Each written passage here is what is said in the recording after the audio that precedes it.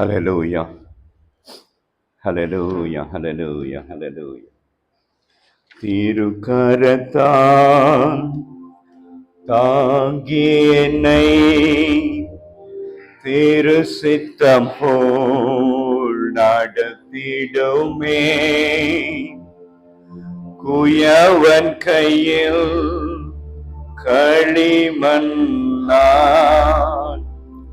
அனுதினம் நீ வனைந்திடுமே. குயவன் கையில் களிமண்ணான் அனுதினம் நீ வனைந்திடுமே. வசனம் தியானிக்கையோ இதயமதில் ஆறுதலே.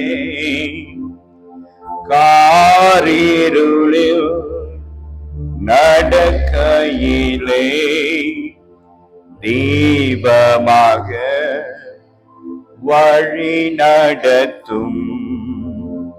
காரிருளில் நடக்கையிலே தீபமாக வழி நடத்தும். ஆழ்கடலில் அலைகளினால் அசையும் போது என் படகில் ஆத்ம நண்பன் இயேசு உண்டு சேர்ந்திடுவே.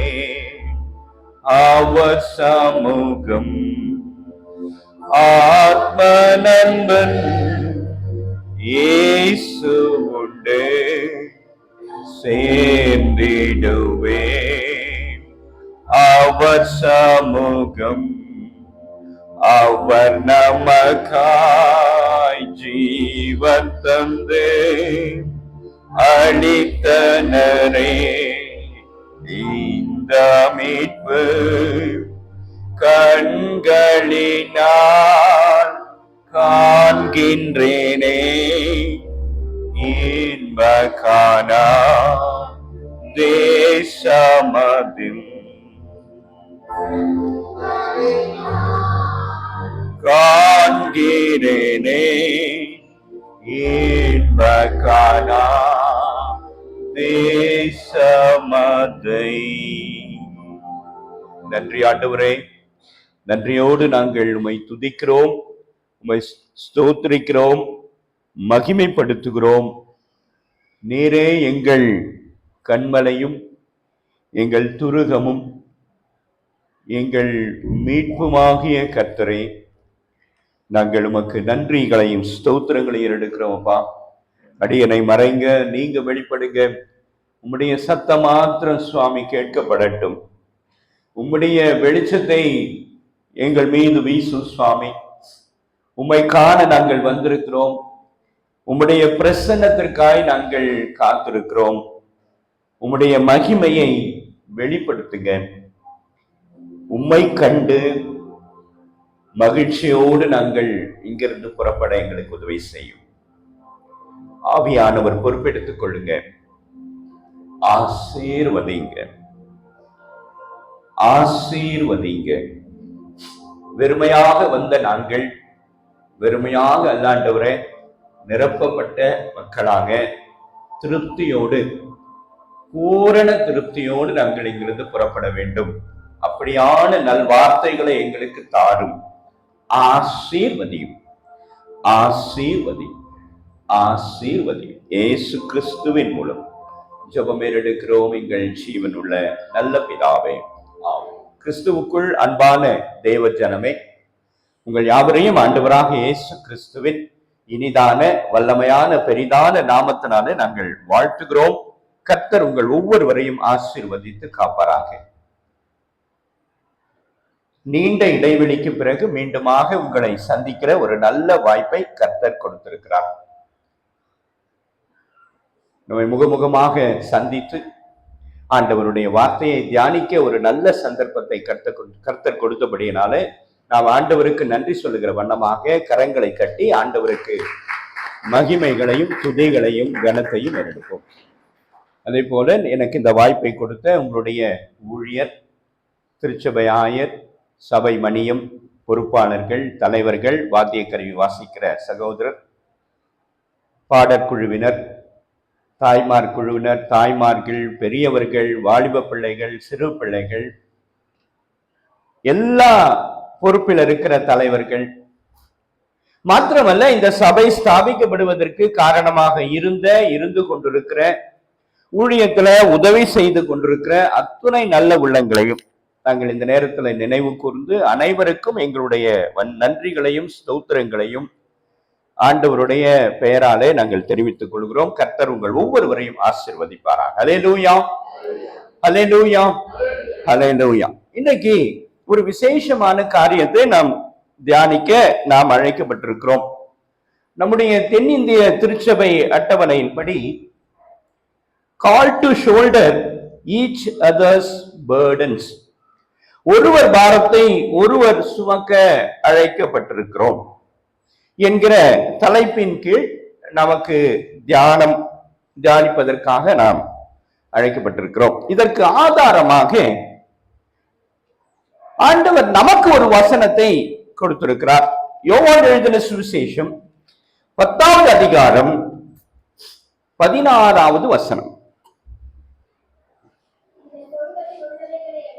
அல்ல, வேறே ஆடுகளும் எனக்கு உண்டு, அவைகளையும் நான் கொண்டு வர வேண்டும், அவைகள் என் சத்தத்துக்கு செவி கொடுக்கும், அப்பொழுது ஒரே மந்தையும் அப்பொழுது ஒரே மெய்ப்பனும் ஆகும். ஹல்லேலூயா. இப்ப இங்க ஒருவர் பாரத்தை ஒருவர் சுமக்க அழைக்கப்பட்டிருக்கிறோம் என்று ஒரு தலைப்பு நமக்கு கொடுக்கப்பட்டிருக்கிறது. இது என்ன அடிப்படை என்று பார்த்தால், நாம் அனைவரும் சகோதரர்கள் என்பதை நினைப்பூட்டும்படியாக இந்த தலைப்பு நமக்கு கொடுக்கப்பட்டிருக்கிறது. நாம் அனைவரும் சகோதரர்கள். எப்படி என்று நாம் பார்க்க போகிறோம். எப்படி நாம் சகோதரர்? வேற வேற சமூகத்தை சேர்ந்தவர்கள், வேற வேற பகுதியை சேர்ந்தவர்கள், வேறு வேறு கலாச்சாரம், வேறொரு வழியிலிருந்து வந்தவர்கள், நாம் எப்படி ஒரே சகோதரர்கள் என்ற ஒரு கேள்வி நமக்குள் எப்பொழுதும் எழுவது உண்டு. ஆனால் நாம் அனைவரும் ஒன்றானவர்கள் என்பதை நாம் புரிந்து கொள்ள வேண்டும். இதற்கு இன்றைக்கு நான் ஒரு 3 குறிப்புகளை நான் உங்களுக்கு முன்பாக வைக்க விரும்புகிறேன். முதலாம் குறிப்பு என்னவென்று சொன்னால், நாம் யார், அல்லது நான் யார், நாம் யார். நான் சொல்றது புரியுதா? நாம் யார்? என்னமா? தேவனால் உண்டானவர்கள். சரி, அடுத்தது நம்முடைய சூழல் என்ன நமக்கு தெரியுமா? நாம் என்ன சூழல்ல இருக்கிறோம் தெரியுமா? சரி, இப்படி இந்த சூழலிலிருந்து நான் எப்படி தேவனை நோக்கி திரும்புவது, இதுதான் இன்னைக்கு நாம் பேச போற, தியானிக்க போகிற 3 மிக முக்கியமான குறிப்பு. முதலாவது, நாம் யார், நம்முடைய சூழல் என்ன, நான் எப்படி தேவனிடத்தில் திரும்புவது. அதற்கு முன்பாக கடந்த வாரத்துல நம்முடைய ஊழியருடைய குடும்பத்துல ஒரு பெரிய சோகம் நடந்தது என்பதை நாம் அனைவரும் அறிவோம். ஜான்சனை நான் ஒரு 1.5 வருஷத்துக்கு முன்னாடி தொடர்புல ஏற்பட்டது. அதுவும் அந்த சகோதரர் ஏதோ மருத்துவமனை இனாகுரேஷனுக்கு அவர் பிரயாசம் பண்ணிட்டு இருக்கும்போது நான் அவருக்கு சில குறிப்புகளை தெரிவிக்கிற ஒரு வாய்ப்பு எனக்கு கிடைச்சது. ஆனால் இன்றைக்கு அவர் நம்ம மத்தியில இல்லை. இந்த 2 குடும்பங்களின் ஆறுதலுக்காக நாம் ஒரு நிமிடம் அனைவரும் எழும்பி நின்று தலைகளை தாழ்த்தி அந்த குடும்பத்தினுடைய சோகத்துல நாம் பங்கெடுத்து ஆண்டவர் அவர்களுக்கு தெய்வீக சமாதானத்தை கொடுக்கத்தக்கதாக ஒரு நிமிடம் தலைகளை தாழ்த்தி மௌனமாக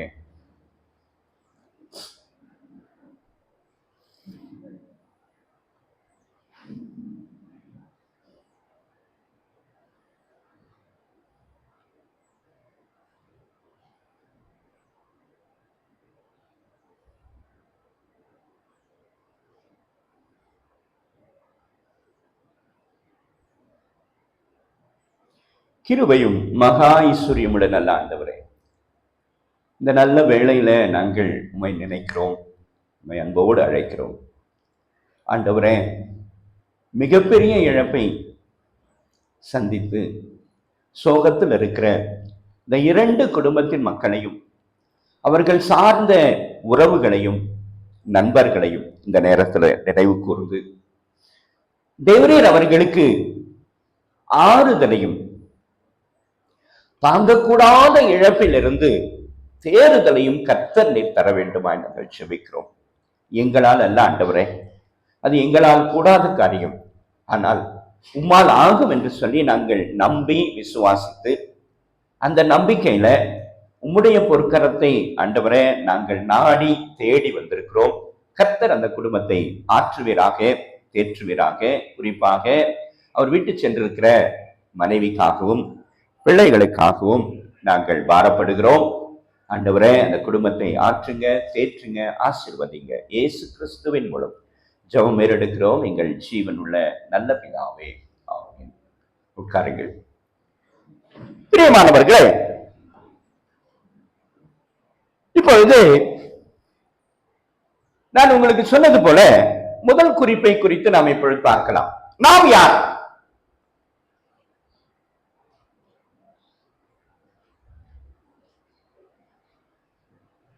நாம், சகோதரி சொன்னாங்க, நாம் தேவனுடைய மக்கள், தேவனுடைய பிள்ளைகள். உண்மைதான். ஆனால் பரிசுத்த வேதாகமம் நமக்கு இன்னும் சில விளக்கங்களை நமக்கு தருகிறது. ஆதியில ஆதாமையும் ஏவாளையும் ஆண்டவர் முதல் மனிதனாக படைத்தார். அந்த முதல் மனிதனுக்கு பிறந்த முதல் குமாரன் காயின். வாசியுங்கள், ஆதியாகமம்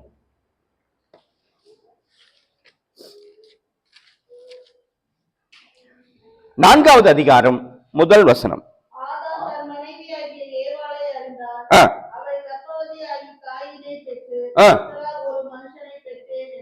ஆமா, காயின் என்ற மனிதனை ஆதாம் ஏவாள் பெற்றார்கள். அந்த காயின் என்பவன் தான் நம்முடைய ஆதி தகப்பன். இது உங்களுக்கு நிச்சயமா ஒரு ஆச்சரியமா இருக்கலாம், அல்லது கேள்விப்படாத ஒரு காரியமா இருக்கு அப்படின்னு நினைக்கிறான். ஆனால் ஆண்டவர் ஆதாம் மூலமாக 2 பெரிய சந்ததிகளை உருவாக்கினார். நிறைய பிள்ளைகள் அவனுக்கு பிறந்திருந்தாலும் மிக குறிப்பாக 2 சந்ததியினர் தான் விசேஷமாக வேதத்தில் சொல்லப்பட்டிருக்கிறது. முதல் சந்ததி காயினுடைய சந்ததி. ஆபேல் இடையிலே மரித்து போனான். அவன் காயினால், தன் சொந்த சகோதரனால் கொல்லப்பட்டு போனான். 3ஆவதாக பிறந்தவன் தான் சேத்து. இந்த சேத்தின் வழியாகத்தான் இஸ்ரவேல் என்ற அந்த இனம் வந்தது. நம்ம எல்லாருக்கும் நல்லா தெரியும், நம்ம கையில வைத்திருக்கிற இந்த பரிசுத்த வேதாகமும் யாரை அதிகமாக பேசுகிறது என்று நீங்கள் நினைப்பீர்கள்? நான் உங்களை தான் கேட்கிறேன், யாரை குறித்து அதிகமாக நம்முடைய பரிசுத்த வேதாகமும் பேசுகிறது? இஸ்ரவேலர்களை குறித்து பேசுகிறது. ஏன் இஸ்ரவேலர்களை குறித்து பேசுகிறது?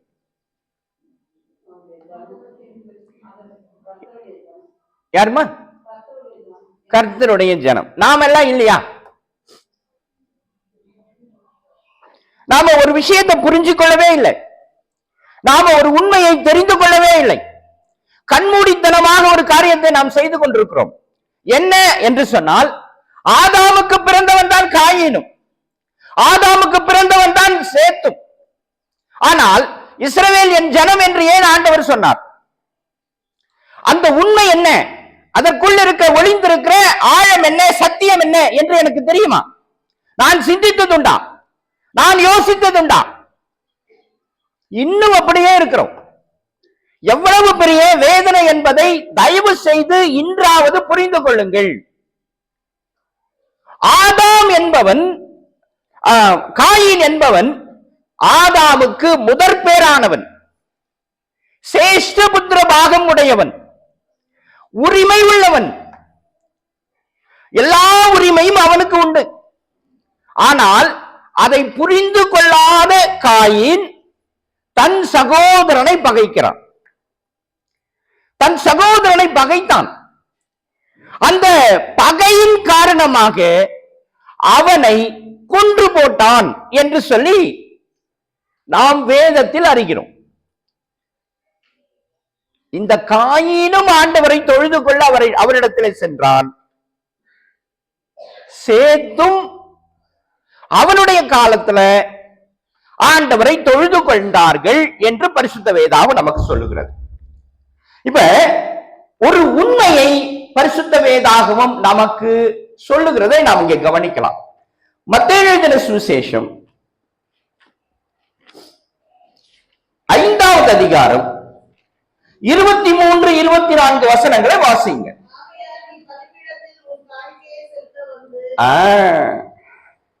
வாசிங்க வாசிங்க. நினைவு கூறுவாயாகில் அங்கேதானே பலிபீடத்துல உன் காணிக்கையை நீ வைத்து விட்டு போய் முன்பு உன் சகோதரிடத்துல ஒப்புரவாகி பின்பு வந்து உன் காணிக்கை என்ன பண்ணு, செலுத்து. இப்படி ஒரு கட்டளை நமக்கு இருக்கிறது என்பது நாம் அனைவரும் அறிவோம். ஆனால் இந்த காயீன் என்ன செய்தான்? ஆண்டவருக்கு காணிக்கை செலுத்த போகிறான்.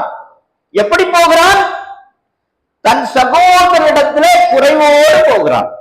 ஆண்டவர் அவனுக்கு சொல்லுகிறார், உன் சகோதரிடத்திலே உனக்கு குறைவு இருந்தால் நீ என்னிடத்தில் காணிக்கை முதல்ல செலுத்த வராத, நீ போய் முதல்ல என்ன பண்ணு, ஒப்புரவாடு. அதுதான் முக்கியம், அதுதான் முக்கியம். நீ எனக்கு காணிக்கை செலுத்துறது முக்கியம் இல்ல. ஞாபகம் வைத்துக் கொள்ளுங்கள், எனக்கு நீ காணிக்கை செலுத்துவது முக்கியம் அல்ல. நீ போய் முதல்ல போய் உன் சகோதரனிடத்துல ஒப்புரவாகு, பிறகு வந்து நீ உன் காணிக்கையை செலுத்து என்று சொன்னார். ஆனால் இந்த காயீனோ அதை செய்யாமல் ஆண்டவர் அவனுடைய காணிக்கையை அங்கீகரியாமல் போனபடியினாலே அவன் என்ன நினைக்கிறான்? இது தன் சகோதரன் செய்த சதி என்று நினைக்கிறான். இன்னும் அவனுடைய உக்கிரம் அதிகமாகிறது, அவனை கொலை செய்து போட்டான் என்று பரிசுத்த வேதாகம் நமக்கு ஒரு உண்மையை சொல்லுகிறது.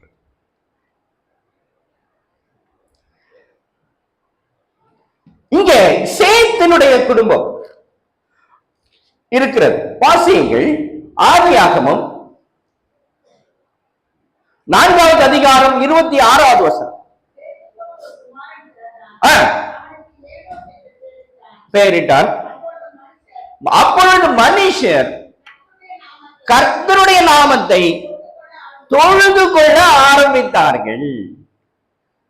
இப்படித்தான் அந்த வழியாக நோவா பிறக்கிறான். நோவா வழியாக ஆபிரகாம் பிறந்தார். ஆபிரகாம் வழியாக தாவீது பிறந்தார். தாவீது வழியாக நம்முடைய ஆண்டவராக இயேசு கிறிஸ்து இந்த பூமியில் வந்து அவதரித்தார். ஹல்லேலூயா, ஹல்லேலூயா. இப்ப இதை நாம தயவு செய்து மனதில் வைத்துக் கொள்ள வேண்டும். மாத்திரமல்ல, இப்ப உங்களுக்கு ஒரு கேள்வி வரலாம், எப்படிங்க காயீன் என்னுடைய தகப்பனா மாற முடியும், எப்படி அப்படின்ற ஒரு கேள்வி நிச்சயமாக உங்களுக்கு வரும். வாசியுங்கள், அதே 4வது அதிகாரம் 22வது வசனத்தை வாசிங்க.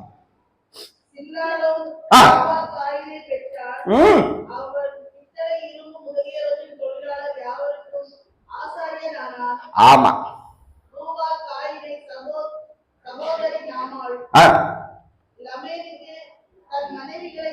இல்ல இல்லம்மா, 22வது வசனத்தை மட்டும் வாசிங்க.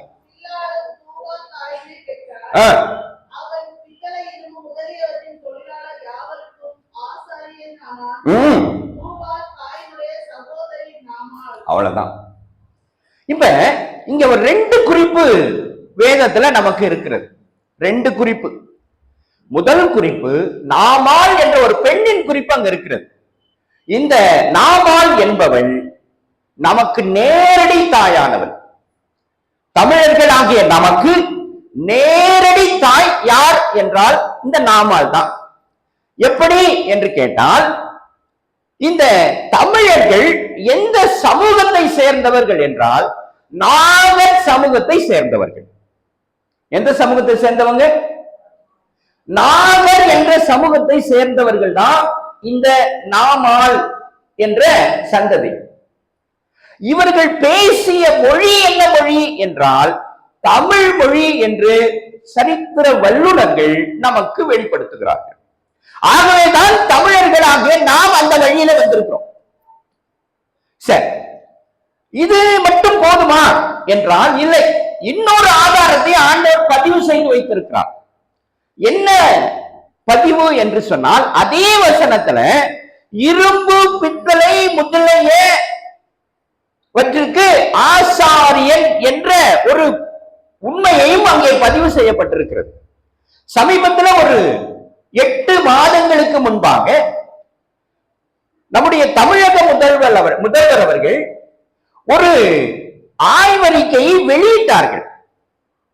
அது என்ன ஆய்வறிக்கை என்று சொன்னால், இந்த இரும்பை முதலில் உலகத்தில் கண்டுபிடித்தவர்கள் தமிழர்கள் என்று சொல்லி ஒரு மிகப்பெரிய ஆய்வு செய்யப்பட்டு அந்த ஆய்வை அவர்கள் வெளியிட்டு இன்னைக்கு அது காட்சி பொருளாக வைக்கப்பட்டிருக்கிறது.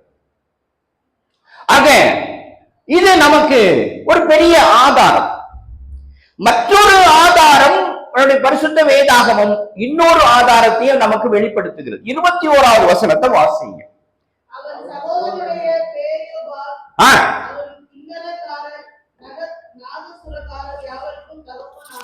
ஆமா, யாருக்கு தகப்பனானா?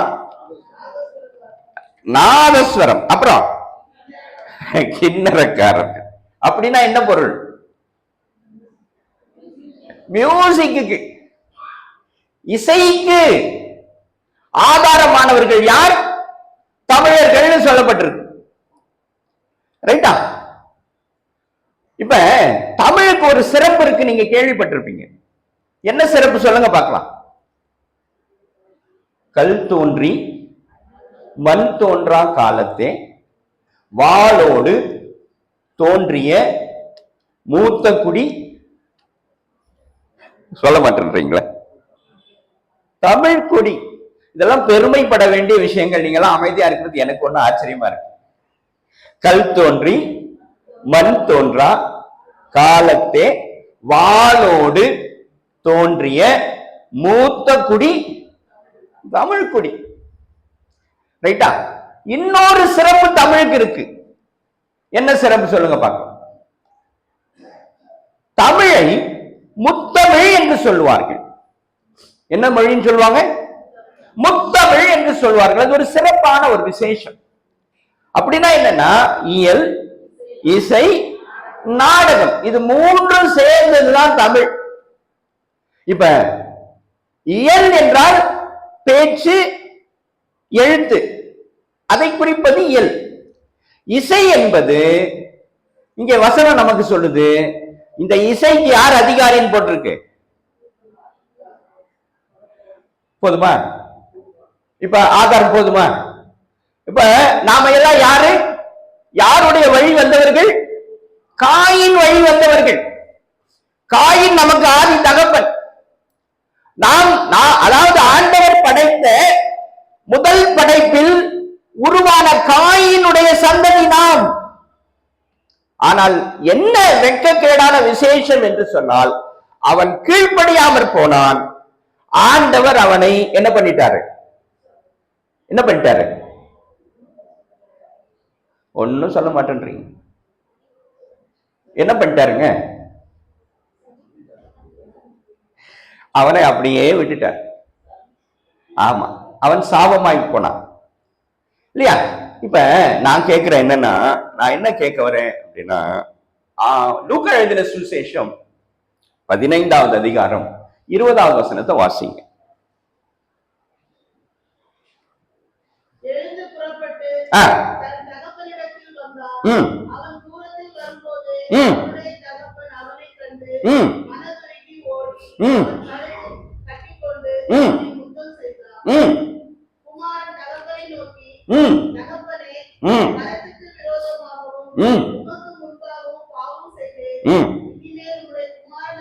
சரி, போதும். நல்ல கவனிங்க. அந்த வசனத்துல ஒரு உண்மை சொல்லப்பட்டிருக்கிறது. என்ன உண்மை என்று சொன்னால், இந்த கெட்ட குமாரன் கதை அங்க இருக்கு. உங்க எல்லாருக்கும் தெரியும், நாம எல்லாரும் படிச்சதுதான். இந்த கெட்ட குமாரன் என்பவன் என்ன பண்றான், தன்னுடைய தகப்பனிடத்துல இருந்து சொத்தெல்லாம் வாங்கிட்டு, நீ எனக்கு வேண்டாம் அப்படின்னு சொல்லி அவனை விட்டு தூர போயிட்டான். ஆனால் ஒரு நாள் அவனுடைய சூழ்நிலை மாறுகிறது. அந்த சூழ்நிலையின் காரணமாக அவன் தன் தகப்பனை நோக்கி வருகிறான். ஆனால் இந்த தகப்பனோ அவன் சென்ற நாள் முதற்கொண்டு அந்த மகனுக்காக காத்துக் கொண்டிருக்கிறான். ஹல்லேலூயா, ஹல்லேலூயா. இதை நம்ம கவனிக்கணும், இதை நம்ம மறந்துடும்.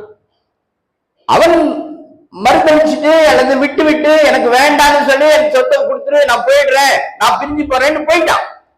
ஆனால் அவன் சென்ற நாள் முதற்கொண்டு அந்த தகப்பன் தன் மகனுக்காக காத்துக் கொண்டிருக்கிறான். அப்பொழுது அவன் தூர வருகிறான். ஒரு நாள் தூர வருகின்ற பொழுது வசனம் நமக்கு தெளிவாக ஒரு உண்மையை சொல்லுகிறது. அவன் தூர வரும் பொழுது அந்த தகப்பன் அவனை அடையாளம் கண்டு கொள்கிறான். எப்படி அடையாளம் கொள்கிறான்? அவன் தான் மகன் சென்ற போது இருந்த அடையாளத்தில் அவன் இல்லை. ஏன்னா அவன் பன்னிக்கு போடுற தவிட்ட சாப்பிடுற நிலைக்கு போயிட்டான் அவன். அப்போ அவன் பழைய உருவில் இருப்பானா? இல்லை, தன்னுடைய சாயலை இழந்து விட்டான். இழந்த அந்த மகன் தூர வருகிறான். ஆனாலும் அந்த மகன் அவனை அடையாளம் காண்கிறான். அடையாளம் கண்டவன் ஓடி மனதுருகி அவன் கழுத்தை கட்டி முத்தமிட்டு அவனுக்கு வஸ்திரம் தரிப்பித்து கைக்கு மோதிரத்தையும் காலுக்கு பாதரட்சியும் அளித்தான் என்று சொல்லி ஆண்டவராக இயேசு கிறிஸ்து ஒரு உவமையை நமக்கு சொல்லுகிறார். ஆனால் நாம் எப்படி இருக்கிறோம் என்பது ரொம்ப விசேஷம். அன்றைக்கு அந்த காயின் ஆண்டவரை மறுதளித்து போனான். நாம் நினைத்துக் கொண்டிருக்கிறோம் அவன் மட்டும்தான் பாவம் செய்தான். இல்லை, காயினும் பாவம் செய்தான். எப்படி பாவம் செய்தான்? அவர் சொன்னது போல் அவர் நடந்து கொள்ளவில்லை, கீழ்ப்படியவில்லை. அவரை ஆராதிக்கிற அந்த முறையை அவன் கண்டுபிடிக்கவில்லை. அவன் பகைக்கிற ஒரு மனுஷனாக இருந்தான். தன்னுடைய சகோதரனை இரக்கமின்றி கொலை செய்கிற கொலைபாதகனாக அவன் இருந்தான். ஆனால் அவன் அப்படி இருந்தால் நாமும் அப்படியே இருக்க வேண்டும் என்ற அவசியம் நமக்கு கிடையவே கிடையாது. ஆண்டவரிடத்துல நாம் திரும்ப வேண்டும். காரணம், இந்த காயின் என்பவன் ஆதாமுக்கு முதல் மகன். அந்த முதல் மகனுக்கு பிறந்த சந்ததி நாம் என்பதை நாம் உணர வேண்டும். அப்ப அந்த உணர்வு எனக்கு வருமானால் நான் ஆண்டவரிடத்தில் திரும்ப நான் பிரயாசம் எடுக்க வேண்டும், ஆண்டவரை நோக்கி நான் வர வேண்டும் என்பது ரொம்ப முக்கியம்.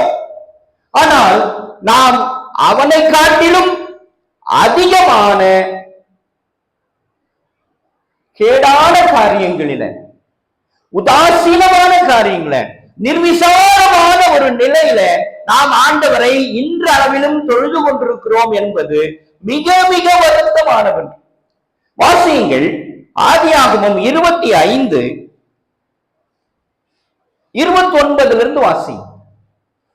ஒரு நாள் வெளியிலிருந்து களைத்து வந்தபோது யாக்கோபு கூழ் சமைத்துக் கொண்டிருந்தான். அப்பொழுது ஏசா யாக்கோபை நோக்கி, அந்த சிவப்பான கூழிலே இளைத்திருக்கிறேன் என்றார். ஆ.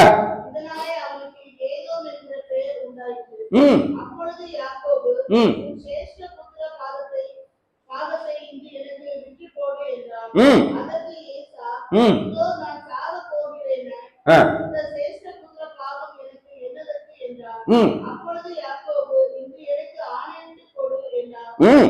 அவன் யாக்கோபு ஆணையிட்டு தன் சிரேஷ்ட புத்திர பாகத்தை அவனுக்கு விற்று போட்டார். ம். அப்பொழுது யாக்கோபு ஏசாவுக்கு ம். அப்பத்தையும் கயற்றில் கூடையும் கொடுத்தார். ம். அவன் புசித்து குடித்து எழுந்திருந்து போய்விட்டான். ம். இப்படி ஏசா தன் சிரேஷ்ட புத்திர பாகத்தை அலட்சியம் பண்ணினான். இதே நிலைதான் அன்றைக்கு காயினும் செய்தான். அவன் உரிமை உள்ளவன், ஆண்டவனிடத்துல பங்குள்ளவன், பாக்கியதை உள்ளவன். ஆனால் அதை அவன் அறிந்து கொள்ளாமல் அதை உதாசீனப்படுத்தி வாழ்ந்தபடியினாலே தான் ஆண்டவர் சேத் என்ற மகனை ஆதாமுக்கு கொடுத்து அந்த வழியில இன்றைக்கு ஆண்டவர் இஸ்ரவேல் மக்கள், யூத மக்கள் மத்தியில வந்து பிறந்தார். இன்னைக்கு நீங்க சொல்றீங்க அவங்க தெரிந்து கொள்ளப்பட்ட பாத்திரம் இல்லையா, அவங்க சோசன் பீப்புள்னு சொல்றோம் இல்லையா. எந்த அடிப்படையில? கீழ்ப்படிதலின் அடிப்படையில். வேற ஒரு அடிப்படையும் கிடையாது, வேற ஒரு அடிப்படையும் கிடையாது. ஏன் அவர்கள், ஆண்டவர் ஏன் யூத குலத்தில் பிறக்க வேண்டும்? ஆண்டவர் ஏன் அவர்களை தெரிந்து கொள்ளப்பட்ட பாத்திரம் என்று அறிவிக்க வேண்டும்? வேறொரு காரணமும் கிடையாது, வேறு ஒரு காரணமும் கிடையாது. ஆனால் நாம் அதை செய்திருந்தால் நாம் முன் தெரிந்து கொள்ளப்பட்ட பாத்திரமாக இருந்திருப்போம். அவ்வளவுதான் வித்தியாசம். குறைந்தபட்சம் இனிமேல் நாங்களும் இந்த உண்மைகளை நாம் புரிந்து கொள்ள வேண்டும் என்பது மிக மிக அவசியம். பிரியமானவர்கள், மிக மிக அவசியம். தயவு செய்து நிர்விசாரமாக இருந்து விடாதீர்கள். நிர்விசாரமான போக்கு நமக்கு காணப்படவே கூடாது என்பது மிக மிக அவசியம் என்பதை புரிந்து கொள்ளுங்கள். சரி, இப்ப ஒரு முக்கியமான காரியத்துக்குள்ள போகிறோம். எசேயா தீர்க்கதரிசன புஸ்தகம் 13:12 வாசிங்க.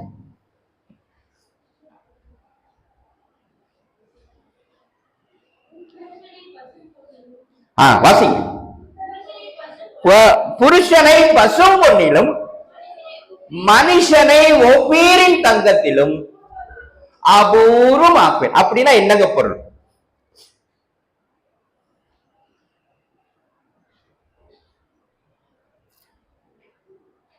சீக்கிரமா. மனுஷனை பசும் பொன்னிலும் அப்படின்னா என்ன பொருள்? தங்கத்தை விட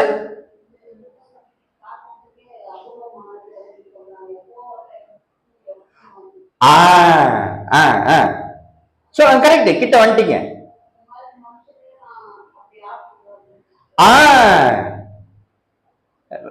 அடுத்தது பாதி கிணறு தாழ்றீங்களே, சொல்லுங்க வேற யாராவது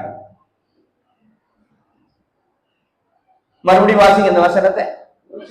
புருஷனை பசும் பொன்னிலும் மனுஷனை ஒப்பீரின் தங்கத்திலும் அப்படின்னா என்னங்க பொருள்?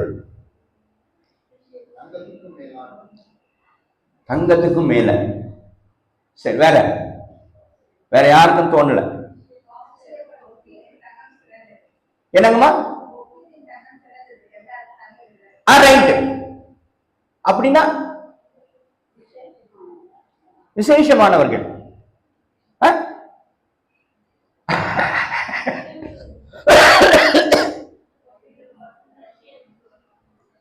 என்னங்கம்மா? சரி, இப்ப இன்னொரு வசனத்தை வாசிங்க. எசேயா தீர்க்கதரிசன புஸ்தகம் 4வது அதிகாரம் 1 வசனத்தை வாசிங்க.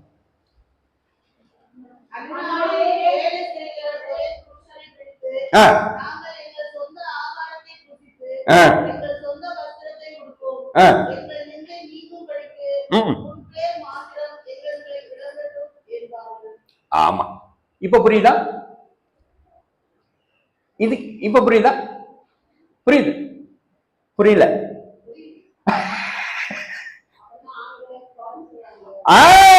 Very good. கரெக்ட், குறைந்து வருகிறார்கள்.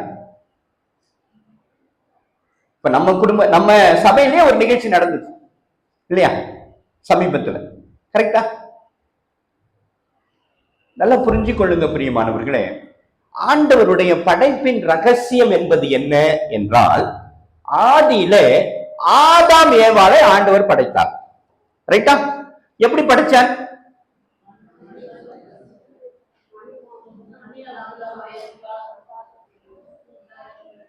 நீங்க சொல்றதெல்லாம் கரெக்ட். ஆனால் வெரி குட், ஆணும் பெண்ணுமாக படைத்தார். அப்படின்னா என்ன பொருள்? 1:1. இதான் அடிப்படை. மனித சஞ்சார உருவாக்கத்தினுடைய அடிப்படை இதுதான். அப்போ ஆதியிலே ஆண்டவர் மனிதனை எப்படி படைத்தார்? ஆணும் பெண்ணுமாக படைத்தார். சரி, ஒரு பிரளயம் வந்தது, ஒரு மிகப்பெரிய பிரளயம் வந்தது. அந்த பிரளயத்துல யாரை காப்பாற்றினார் ஆண்டவர்? நோவாவையும்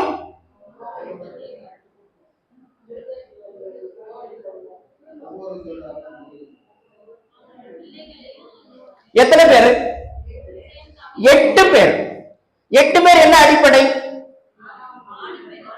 ஆணும் பெண்ணுமாக, இல்லையா? கரெக்டா? நோவா மனைவி, அவனுடைய 3 குமாரர், 3 மனைவி, ஆக 8 பேர். அப்போ என்ன அர்த்தம்னா 1:1. அதே அடிப்படை தான். பிரளயம் வந்தாலும் அதான், அதாங்க இயற்கை. நீ எங்க போய் பார்த்தாலும் சரி, எவ்வளவு பெரிய சுனாமி, எவ்வளவு பெரிய ஆபத்து வந்தாலும் மனிதன் மறுபடியும் எப்படி உருவாவான் அப்படின்னா 1:1 இருப்பான் எங்க போய் பார்த்தாலும். ஆனா இப்போ அப்படி இல்லை. அதனாலதான் ஆண்டவர் ஏசாயா தீர்க்கதரிசன புஸ்தகம் 4வது அதிகாரம் 1 வசனத்துல இந்த எச்சரிப்பை நமக்கு கொடுக்கிறார். என்னன்னு கொடுக்கிறார்? 1:7 கொடுக்கிறார். கவனிச்சோமா? நம்ம கவனிச்சோமா? கவனிக்கவே இல்லை. இது உங்க கையில தான் இருக்கு. அந்த பைபிள், இந்த வார்த்தை உங்க கையில தான் இருக்கு. நீங்க ஆண்டவரை எந்த காலத்திலும் நீங்க பழிக்கவே முடியாது. ஏன் இப்படி பண்ணிட்டீங்க நீங்க சொல்லவே முடியாது. ஆனால் ஆண்டவர் நமக்கு எச்சரிப்பாக இதெல்லாம் எழுதி கொடுத்துருக்காரு. இதெல்லாம் நடக்கும், உஷாராயிடுங்க, ஜாக்கிரதைப்படுங்க, ஜாக்கிரதைப்படுங்க. நீங்க ஆண்டவருக்கு யூட்டர்ன் போறதுக்கு ஆயத்தம் ஆகுங்கள் என்று சொல்லி நம்மை எச்சரிப்பதற்காக இவைகள் எல்லாம் சொல்லப்பட்டிருக்கிறது. ஆனால் நான் அதை கண்டுக்கவே இல்லை. இது எவ்வளவு பெரிய துரோகம் என்றே என்னால் சொல்ல முடியும். எவ்வளவு பெரிய துரோகம் இல்லையா? ஆண்டவர் இப்படி சொல்லி இருக்கிறாரு, நான் உடனே யோசித்திருக்க வேண்டாமா? ஆதியில இப்படி பண்ணாரு, ஏண்டா எனக்கு மறுபடியும் இந்த மாதிரி ஒரு செய்தியை எனக்கு இங்க பதிவு செய்து வைத்திருக்கிறார். 1:7 என்ற ரேஷியோல கொண்டு நிறுத்தி இருக்கிறாரு. ஏன்? அப்ப நான் என்ன பண்ணணும்? எனக்கு ஒரு சமீட்சை வரும் பொழுது நான் உடனே என்ன பண்ணணும்னா நின்று கவனித்து ப்ரொசீட் பண்ணணும். அதான் நம்ம சிக்னல்ல பாக்குறது இல்லையா? மஞ்சள், சிகப்பு, பச்சை, இல்லையா? நில், கவனி, செல். இப்போ இந்த ப்ராசஸ் நம்ம வாழ்க்கையில காணப்படணும். ஆண்டவர் அதை சொல்லி இருக்கிறார். நாம செய்யலாமா? நாம அப்படியே கடந்து போய்கிட்டே இருக்கிறோம். செய்யலாமா? இப்ப எவ்வளவு பெரிய தவறுக்குள் போயிட்டோம் தெரியுமா? இன்னைக்கு இந்த விதவைகள் எண்ணிக்கை மட்டும் 2011 ஸ்டாட்டிஸ்டிக்ஸ் படி 6.8 கோடி என்ற ஒரு ஸ்டாட்டிஸ்டிக்ஸ் இருக்கிறது. எப்பது ஸ்டாட்டிஸ்டிக்ஸ்? எப்பது? 2011. இப்ப நாம எந்த வருஷத்துல இருக்கிறோம்? ஆமா, எத்தனை வருஷம்? பாத்துங்க எவ்வளவு பேக்லாக்ல இருக்கிறோம். அப்பவே இந்த ஸ்டாட்டிஸ்டிக்ஸ், ரைட்டா? சரி, 2008 கோடி என்று சொல்லி ஒரு புள்ளி விவரம் இருக்கிறது. இந்த 2008 கோடி என்ன கணக்கு? நமக்கு ஒரு தொலைல கணக்கு வரணும் இல்லையா? ஒரு தொகுப்பு இருக்கணும் இல்லையா? இதான் அப்படின்னு நமக்கு ஒரு முடிவு இருக்கணும் இல்லையா? அதுக்கு வசதியா ஒரு காரியத்தை சொல்றேன் பாருங்க. தமிழ்நாட்டினுடைய மொத்த ஜனத்தொகையினுடைய அடிப்படை என்ன தெரியுமா? 2011 தமிழ்நாட்டினுடைய மொத்த ஜனத்தொகை பாப்புலேஷன் எவ்வளோ என்றால் 7.21 கோடி. அல்லேலூயா. கவனிக்கிறீங்களா? கவனிக்கிறீங்களா? பெண்கள் விதவைகளுடைய எண்ணிக்கை எவ்வளோ? விதவைகளுடைய எண்ணிக்கை எவ்வளோ? 6.8 கோடி. தமிழ்நாட்டினுடைய ஜனத்தொகை 7.21 கோடி. இப்ப ஓரளவுக்கு கணக்கு பண்ண இணைக்க முடியுதா? இணைக்க முடியுதா? நம்ம ஒரு இப்ப தோராயமா பார்க்க தமிழ்நாட்டினுடைய மொத்த ஜனத்தொகையே. அப்ப தமிழ்நாட்டின் மொத்த ஜனத்தொகை அளவிற்கு விதவைகளுடைய எண்ணிக்கை பெருகி இருக்கிறது. இது ஆண்டவர் நமக்கு எச்சரிப்பாக முன்பாகவே சொல்லிட்டாரு. ஆனா நான் கவனிக்கவே இல்லை, எனக்கு அது தெரியவே இல்லை, நான் அதை கடந்து போய்கொண்டே இருக்கிறேன் என்பது எவ்வளவு பெரிய நிர்விசாரம் என்பதை புரிந்து கொள்ளுங்கள். நாம் எவ்வளவு பெரிய ஆபத்தில் இருக்கிறோம் என்பதை தயவு செய்து புரிந்து கொள்ளுங்கள். இதிலிருந்து நான் சரி செய்ய வேண்டுமானால் நான் என்ன செய்ய வேண்டும் என்பது மிக மிக முக்கியம். இந்த ஆபத்திலிருந்து நான் விடுபட வேண்டும். கடந்தது கடந்ததாக இருக்கட்டும், ஆனால் இன்றாவது இந்த நாளில் இருந்தாவது நான் அதை சரி செய்வேன் என்று நீங்கள் தீர்மானிப்பீர்களானால் சில குறிப்புகளை நான் உங்களுக்கு சொல்லுகிறேன். சில குறிப்புகள். இதை நீங்கள் செய்ய பொழுது நிச்சயமாக நீங்கள் ஆண்டவரை நோக்கி திரும்புவதற்கான வாய்ப்பு ஏற்படும் என்பதிலே சந்தேகம் இல்லை. இதுல முதல் குறிப்பு என்னவென்று சொன்னால், ஓய்வு நாளை பரிசுத்தமாய் ஆசரிக்க நினைக்க வேண்டும். அல்லேலூயா, அல்லேலூயா. ஓய்வு நாள் என்றால் என்ன? சொல்லுங்கம்மா, ஓய்வு நாள் என்றால் என்ன? சரி, தேவனை எப்படி தொழுது கொள்ளணும்? ஆவியோடும் உண்மையோடும் தொழுது கொள்ளும். எப்படி ஆவியோடும் உண்மையோடும் தொழுது கொள்வது? முழு மனது. எப்படி முழு மனதோடு தொழுது கொள்வது? ஒப்புக்கொள். சரி, வாசியுங்கள். எசேக்கியேல் தீர்க்க தரிசன புஸ்தகம் 20:12 வாசிங்க.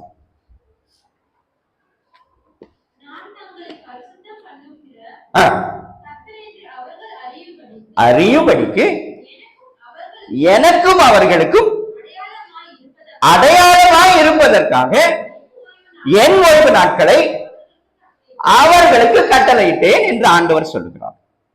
அல்லேலூயா. என்ன சொல்றாரு?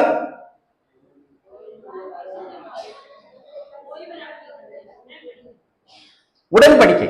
அடுத்தது என்ன சொல்ல வருகிறார்? அந்த வசனத்துல என்ன சொல்றார்? வசனத்துல பரிசுத்த. அடுத்தது என்னமா? அடையாளம். எது அடையாளம் என்றாரு? ஓய்வு நாள் அடையாளம் என்கிறார். யாருக்கும் யாருக்கும் அடையாளம் என்கிறார்? ஆண்டவருக்கும். நமக்கும் ஆண்டவருக்கும் அடையாளம். திருமணத்துல எது அடையாளங்க? மாங்கல்யம் அடையாளம். மாங்கல்யத்தை நீங்க இஷ்டத்துக்கு கட்டிடுவீங்களா? இல்ல, கட்டுவீங்களா? சொல்ல மாட்டேன்றீங்களே. உங்க சௌகரியத்துக்கு கட்டுவீங்களா? ஒன்னும் சொல்ல மாட்டேன்றீங்க, கட்ட மாட்டீங்க. ரைட்டா? அப்போ அப்படித்தான் ஓய்வு நாள் நமக்கு கொடுக்கப்பட்டிருக்கிறது. எப்படி கொடுக்கப்பட்டிருக்கிறது? அடையாளமாக கொடுக்கப்பட்டிருக்கிறது. இந்த நாள் ஆண்டவருடைய நாள். இந்த நாள்ல நான் வேற எதுவும் செய்யக்கூடாது. இன்னொரு வசனத்தை வாசி. எசாயா தீர்க்க தரிசன புஸ்தகம் 58:13. என் பரிசுத்த நாளாகிய ஓய்வு நாளிலே, நல்லா கவனிச்சு கொள்ளுங்க, அண்டர்லைன் பண்ணிக்கொள்ளுங்க, உனக்கு இஷ்டமானதை செய்யாதபடிக்கு உன் காலை விளக்கி உன் வழிகளின்படி நடவாமல், உனக்கு இஷ்டமானவைகளை செய்யாமல், உன் சொந்த பேச்சை பேசாமல், ஓய்வு நாளை மன மகிழ்ச்சியின் நாள் என்றும் கர்த்தருடைய பரிசுத்த நாள் என்றும் மகிமையுள்ள நாள் என்றும் எண்ணி அதை மகிமையாக எண்ணுவாயாக. அல்லேலூயா. அப்படிதான் நம்ம செய்யறோமா? செய்யறோமா செய்யலையா? ஒன்னும் சொல்ல மாட்டேன்றீங்க. கேட்கல. செய்யறது எப்ப செய்யறதா உத்தேசம்? எப்பங்க செய்யறதா உத்தேசம்? இல்ல, இப்படிப்பட்ட மிக தீர்க்கமாக மிக தெளிவாக நமக்கு எழுதி கொடுக்கப்பட்டிருக்கிறது. கொடுக்கப்பட்ட அந்த வார்த்தையை நான் கவனிக்கவில்லை என்று சொன்னால் எப்பொழுது நான் கவனிப்பேன்? எப்பொழுது? நான் உங்களுக்கு முன்பே சொன்னேன், நம்ம குடும்பத்துல இங்க ஒரு சம்பவம் நடந்திருக்கிறது. வயசு என்ன தெரியுமா? அவருக்கு? அப்போ என்ன பொருள்? 2020 எவ்வளவு பெரிய சோகம் நடந்தது தெரியுமா? 2020 என்ன நடந்தது? கொரோனா. எத்தனை வருஷம் ஆச்சு? 6 வருஷம் தான். 100 வருஷம் இல்லையே, 6 வருஷம் தான். ஆனால் அந்த கொரோனா எவ்வளவு பெரிய பாதிப்பை ஏற்படுத்தியது நமக்கு? எவ்வளவு பெரிய பாதிப்பை ஏற்படுத்தியது தெரியுமா உங்களுக்கு? தெரியுமா? தெரிந்தும் ஏன் இப்படி இருக்கிறோம்? ஏன் மனமாற்றம் இல்லை, மாற்றம் இல்லை? ஏன் எழுப்புதல் இல்லை? ஏன் இந்த மந்த நிலை நமக்குள் இருக்கிறது? ஒரு அஜாக்கிரதை இருக்கிறது. ஏன்? உண்மையா இல்லையா? நிச்சயமாக இருக்கிறது. இப்ப நீங்களே சொன்னீங்க, நான் பண்ணிடுறதே இல்லை, நான் அப்படி பண்றதே இல்லை. அப்போ அஜாக்கிரதை தானே? நிச்சயமா இல்லையா? அப்போ இவ்வளவு பெரிய ஆபத்துல நாம இருந்து கொண்டு நான் அதே நிலையை கடைபிடிப்பேன் என்றால் யார் நம்மை காப்பாற்றுவார்? நம்மை காப்பாற்ற ஒருவர் வருவாரா? யோசித்து பாருங்கள். இந்த கொரோனாவுக்கு ஏன் வந்தது அப்படின்னு பார்த்தா யாத்திராகம் 15:26 வாசிங்க.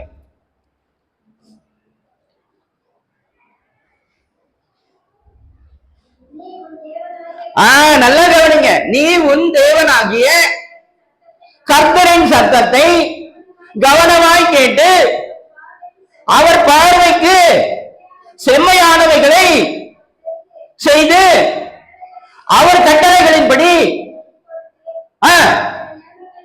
அவர் நியமங்கள் யாவையும் கை கொண்டால் நான் எகிப்தியருக்கு வர பண்ணினேன் வியாதி. நல்ல கவனிங்க, அங்க ரொம்ப குறிப்பா ஒன்று சொல்றாரு. எகிப்தியர் வியாதினா என்ன? எகிப்தியரின் வியாதினா என்ன? வாதைனா என்ன? எத்தனை வாதை? 10. ஆனா வசனத்துல என்ன சொல்றாரு பாத்தீங்களா? ஒண்ணு கூட நான் வர பண்ண மாட்டேன். நல்லா கவனிங்க, அந்த வசனத்தை கவனிங்க. அந்த வசனத்துல என்ன சொல்றாருன்னா, எகிப்தியருக்கு 10 வாதை வந்தது. ஆனால் வசனத்துல என்ன சொல்லப்பட்டிருக்குன்னா, ஒன்றை கூட நான் உனக்கு அனுமதிக்க மாட்டேன் என்று நான் சொல்லுகிறார். ஒன்றை கூட நான் உனக்கு அனுமதிக்க மாட்டேன் என்று சொல்லுகிறார். ஆனால் வந்ததா? வந்தது. எப்படி வந்தது? எப்படி வந்தது என்று நீங்க பார்ப்பீங்கன்னா அது இன்னும் கொடுமையா இருக்கும். ஹல்லேலூயா, ஹல்லேலூயா. தயவு செய்து ஜாக்கிரதைப்படுங்கள். இதெல்லாம் ஆபத்து. இதெல்லாம் நாம் எச்சரிக்கை அடைவதற்காக ஆண்டவர் நமக்கு எழுதி கொடுத்திருக்கிற வார்த்தைகள் என்பதை நாம் மறந்துவிடக் கூடாது. ஆமோஸ் 4வது அதிகாரம் 10வது வசனத்தை வாசிங்க. எகிப்திலே உண்டானதற்கு ஒத்த கொள்ளை நோயை உங்களுக்குள் அனுப்பினேன். எப்படி எழுதுகிறார் பாருங்க, எப்படி பேசுறார் பாருங்க. வந்துச்சா? அங்க என்னன்றாரு? அனுமதிக்க மாட்டேன்னு சொன்னவர் இங்க நீங்க சொன்ன அந்த பதிலுக்கு ஏற்ப நீங்க என்ன பதில் சொன்னீங்க? இப்போ நான் செய்யல, நான் கண்டுக்கல அப்படின்னு சொன்னீங்களா? இப்ப அதுக்கு பதில் சொல்றாரு பாருங்க. 10வது வசனத்தை வாசிங்க. எகிப்திலே உண்டானதற்கு ஒத்த கொள்ளை நோயை உங்களுக்குள் அனுப்பினேன், உங்கள் வாலிபரை பட்டயத்தாலே கொன்றேன். அல்லேலூயா. நல்ல கவனிங்க. நல்லா கவனிங்க. இன்னைக்கு விதவையினுடைய எண்ணிக்கை உங்கள் முன்பாக வச்சிருக்கிறேன். இங்க என்ன பதில் சொல்றாரு பாருங்க.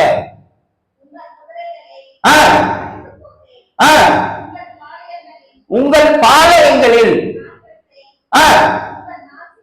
நாசிகளில் ஏற பண்ணினேன். ஹல்லேலூயா, ஹல்லேலூயா, ஹல்லேலூயா. எவ்வளவு பெரிய காரியங்களை செய்தாலும் நான் அப்படியே இருப்பேன் என்று சொல்லி நாம் அமர்ந்திருந்தால் என்ன பொருள் என்று சொல்லி ஆண்டவர் உங்களை பார்த்து கேட்கிறார். வெளிப்படுத்தல் 16வது அதிகாரம்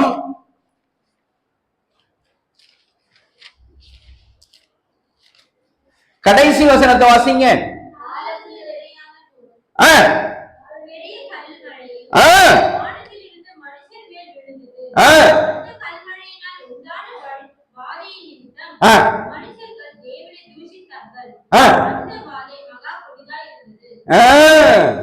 பத்தியா, இவ்வளவு பெரிய வந்தாலும் என்ன பண்றாங்களா? தேவனை தூஷிக்கதான் செய்யறாங்களே தவிர அவரிடத்துல திரும்ப வேண்டும் என்ற மனநிலை மக்களுக்கு வரவில்லை என்று எச்சரிப்பாக சொல்லுகிறார். அப்ப நான் என்ன செய்யணும்? நாமெல்லாம் என்ன சொல்லுவோம்னா, கர்த்தரே எழுதி வச்சுட்டாருங்க, நான் என்னங்க பண்ண போறேன், நான் என்ன செய்ய முடியும் தானே சொல்ல போறோம். அப்படி அல்ல, இது அதற்காக அல்ல, இது எச்சரிப்பாக நமக்கு எழுதப்பட்டிருக்கிறது. இப்படி ஆயிடக்கூடாது. அப்ப நான் என்ன பண்ணணும்? ஆண்டவரே, நான் உன் பக்கம் திரும்புவேன், இவ்வளவு பெரிய ஆபத்து வந்து நான் உன் பக்கம் திரும்புவேன் என்று சொல்லி நான் திரும்ப வேண்டும் என்று நான் நினைக்க வேண்டுமே அல்லாமல், இது எனக்கு வருது பரவாயில்ல நான் என்ன பண்றது அப்படின்னு சொல்லி நான் ஆண்டவரை விட்டு பின்வாங்காதபடிக்கு நான் என்னை காத்துக்கொள்ள வேண்டும் என்பதற்காக இது எழுதப்பட்டிருக்கிறது என்பதை நான் நினைவு கூற வேண்டும். ஹல்லேலூயா, ஹல்லேலூயா, ஹல்லேலூயா. பிரியமானவர்களே, வாசிங்க 19.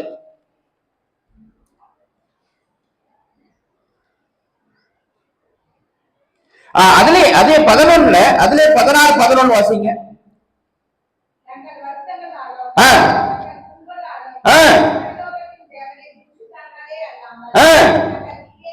தங்கள் கிரியைகளை விட்டு மனம் திரும்பவே இல்லை என்று சொல்லுகிறார். அப்போ எவ்வளவு காலத்துக்கு நான் இப்படி இருப்பேன் என்று தயவு செய்து நான் சீர்தூக்கி பார்க்க வேண்டிய தருணம் இது என்பதை நினைத்துக் கொள்ளுங்கள். ஹல்லேலூயா. அடுத்த வசனத்தை வாசிங்க. யாத்திராகமம் 20:10.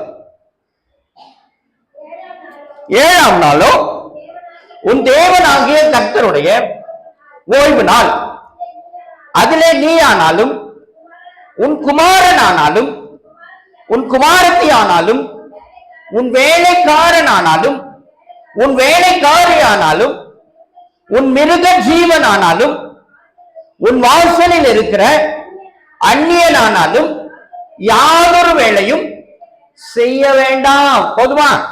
முதல்ல ஓய்வு நாள் என்பது அடையாளம். இரண்டாவது, நான் எப்படி அனுசரிக்க வேண்டும் என்று நமக்கு எச்சரிப்பு கொடுக்கப்பட்டிருக்கிறது. யாரெல்லாம் அனுசரிக்க வேண்டும் என்று சொல்லி தெளிவாக தீர்க்கமாக நமக்கு எழுதி வைத்திருக்கிறார். மாத்திரமல்ல, 11வது வசனத்தை வாசிங்க. வானத்தையும் பூமியையும் சமுத்திரத்தையும் அவைகளுள்ள எல்லாவற்றையும் உண்டாக்கி 7ஆம் நாளிலே ஓய்ந்திருந்தார். ஆகையால் அவர் ஓய்வு நாளை ஆசீர்வதித்து அதை பரிசுத்தம் பண்ணினார். அப்போ ஓய்வு நாள் என்பது படைப்பின்காக உண்டாக்கப்பட்ட ஒரு காரியமாக இருக்கிறது, அல்லது படைப்போடு சம்பந்தப்பட்ட ஒரு காரியமாக இருக்கிறது. உங்களையும் என்னையும் படைத்தார், வானத்தையும் பூமியையும் சிருஷ்டித்தார், மிருக ஜீவன்களை உண்டாக்கினார் என்று சொல்வதற்கு அடையாளமாக நான் இந்த நாளை நான் நினைவு கூற வேண்டும். ஹல்லேலூயா, ஹல்லேலூயா. தயவு செய்து நினைவு கூறுங்கள், தயவு செய்து மனம் திரும்புங்கள், ஆண்டவரை நோக்கி திரும்புங்கள். கடைசி காலத்தில் இருக்கிறோம். இன்றைக்கு மத்திய கிழக்கில ஏராளமான போர் சூழல் இருக்கிறது. கத்தார், பஹ்ரைன் மற்றும் துபாய் போன்ற ஈரான் போன்ற இடங்களில இஸ்ரேல் போன்ற மக்கள், அந்த நாடுகளுக்குள்ள போர் மூண்டு கொண்டிருக்கிறது, அழிவு வந்து கொண்டிருக்கிறது, ஆபத்து வந்து கொண்டிருக்கிறது, இயற்கை சீற்றங்கள் ஏராளம் வந்து கொண்டிருக்கிறது. இதெல்லாம் பட்டியல் போட்டு நான் உங்ககிட்ட சொல்ல முடியும். அவ்வளவு அவ்வளவு காரியங்கள் நடந்து கொண்டிருக்கிறது. நினைத்து பார்க்க முடியாத அளவிற்கு பாதிப்புகள் மிகப்பெரிய அளவில் இருக்கிறது. இதெல்லாம் நாம் எச்சரிப்பாக பார்க்க வேண்டுமே தவிர அதை நான் விட்டுவிட்டு நான் என்னுடைய போக்கிலே நான் கடந்து போய்கொண்டே இருப்பேன் என்று சொன்னால் ஆபத்து நம்மை சூழ்ந்திருக்கிற என்பதை மறந்து விடாதீர்கள். அடுத்த குறிப்பு ஒன்று இருக்கிறது. உன்னுடைய குடும்பத்திற்கு உத்தரவாதி யார் என்று நான் கேட்டா யாருன்னு சொல்வீங்க? உங்க குடும்பத்துக்கு உத்தரவாதி யார்?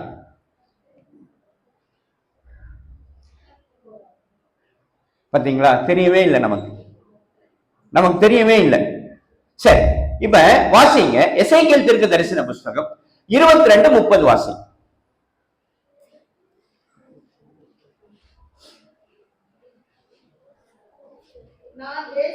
நான் தேசத்தை அழிக்காதபடிக்கு திறப்பிலே நிற்கவும் சுவரை அடைக்கவும் தக்க ஒரு மனுஷனை தேடினேன், ஒருவனையும் காணேன். இதுக்கு என்னங்க அர்த்தம்? இதுக்கு என்ன அர்த்தம்?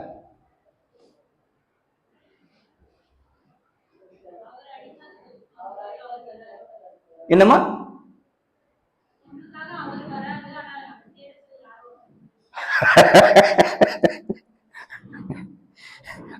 சூப்பர் விளக்கம். அவர் தேடி வராரா? ஏமா அந்த வசனத்தை மறுபடியும் நல்ல வாசிமா. நான் தேசத்தை அழிக்காதபடிக்கு திறப்பிலே நிற்கவும் சுவரை அடைக்கவும் தக்க ஒரு மனுஷனை தேடினேன், ஒருவனையும் காணேன்றார். அப்படின்னா என்ன பொருள்? என்னம்மா கேட்கல? என்ன சொல்றீங்க?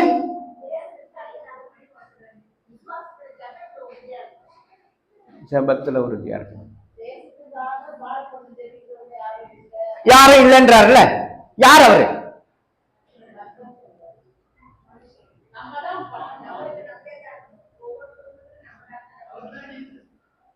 அவர் தான் ஜீசஸ். பாத்தீங்களா? நான் என்ன கேட்கிறேன்னா, ஒரு உண்மையை புரிஞ்சு கொள்ளுங்க. ஒரு வசனம், ஒரு கேள்வியை ஆண்டவர் நம்ம இடத்துல கேட்கிறார். இது நம்ம இடத்துல கேட்கப்படுற கேள்வி. முதல்ல அதை புரிஞ்சு கொள்ளுங்க. இந்த வார்த்தை என்ன சொல்லுது அப்படின்னா, மறுபடியும் இந்த வசனத்தை வாசிங்க. நான் தேசத்தை, அப்படின்னா இல்ல, தேசம்னா என்ன? தேசம்னா என்ன? தேசம்னா என்னங்க? தேசம்னா கண்ட்ரி. அப்புறம் தேசம்னா குடும்பங்க. குடும்பம் தான் தேசம். ரைட்டா? என்னது? குடும்பம். இப்ப அந்த வசனத்தை வாசிங்க. நான் குடும்பத்தை அழிக்காதபடிக்கு திறப்பிலே நிற்கவும் சுவரை அடைக்கவும் தக்க ஒரு மனுஷனை தேடினேன், ஒருவனையும் காணேன் என்று சொல்றார். இப்ப சொல்லுங்க பதில். யாருங்க? ஆண்கள். ரைட்டு. யார் அவரு? தலைவர்.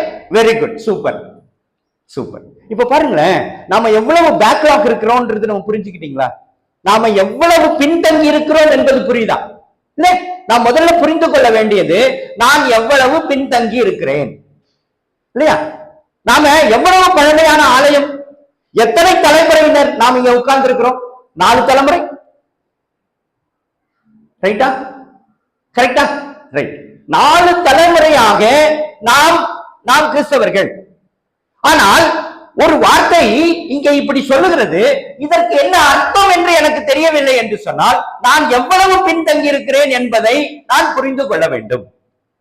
கடந்த முறை நான் இங்க வந்திருந்த பொழுது உங்க ஊழியர்கிட்ட ஒரு உண்மையை சொன்னேன். இங்க ஒரு சீஷத்துவ பயிற்சி ஒண்ணு வேணும், நாங்க அதை பண்றோம், நீங்க தயவு செய்து அதை நீங்க ஏற்பாடு பண்ணுங்க. ஒரு 4 மணி நேரம் உட்கார்ந்தா போதும், அவங்க அதை கொஞ்சம் புரிஞ்சு கொள்றதுக்கு வாய்ப்பு இருக்கும். ஆனால் ஏனோ தெரியல, அது தடைப்பட்டு போனது. அப்ப நாம் என்ன செய்ய, ஒண்ணும் வேண்டாங்க. நாம இப்ப நம்ம பிள்ளைங்க சரியா படிக்கலன்னு வச்சுங்க, என்ன பண்ணுவீங்க? எக்ஸ்ட்ரா கிளாஸ் வச்சு நம்ம என்ன பண்ணிக்கணும், நம்ம சரி பண்ணிக்கணும் இல்லையா? ஆனா நம்முடைய வழக்கம் என்ன, நம்முடைய ஆலயங்கள வழக்கம் என்ன? ஆராதனை என்பது இப்பவே நிறைய பேர் என்ன யோசிப்பீங்கன்னா, ஐயோ எப்ப முடிப்பாரு இவரு? உண்மையா இல்லையா? உங்க மனசுல எல்லார் மனசுல ஓடிக்கொண்டிருக்கிற ஒரு உண்மையை நான் சொல்றேன் பாருங்க. எப்ப முடிப்பாரு? உடனே இழுத்துனே போறாரு, டைம் ஆயிடுச்சு. உண்மையா இல்லையா? உண்மை. இது செய்யலாமா? செய்யலாமா? ஏன் எனக்கு தெரியல. அது ஆண்டவர் அப்படி சொல்லலையே எனக்கு. இது அவருடைய நாளுங்க. இது முழுசு அவருடைய நாள். ஆவியானவருக்கு நான் கட்டளை போடக்கூடாது.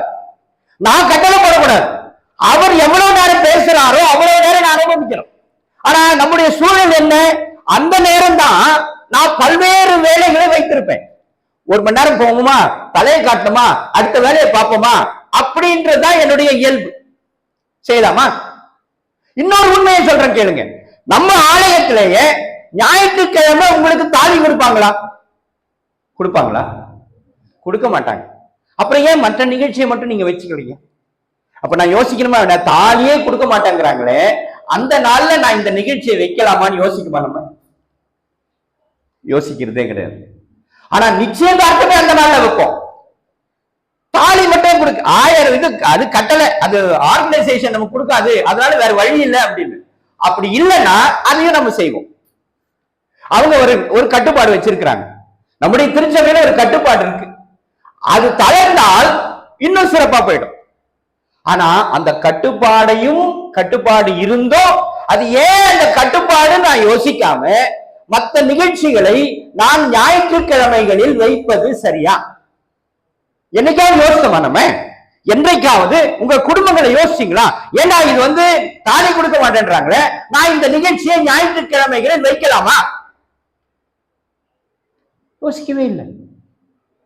இப்போ எவ்வளவு பெரிய தவறை நாம் தொடர்ந்து செய்து கொண்டிருக்கிறோம் என்பதை நீங்கள் புரிந்து கொள்ளுங்கள். இப்ப அது போலதான் ஆண்டவர் நான் தேசத்தை அழிக்காதபடிக்கு பிறப்பிலே நிற்கவும் சுவரை அடைக்கவும் தக்க ஒரு மனுஷனை தேடுகிறேன் என்று சொல்லுகிறார்.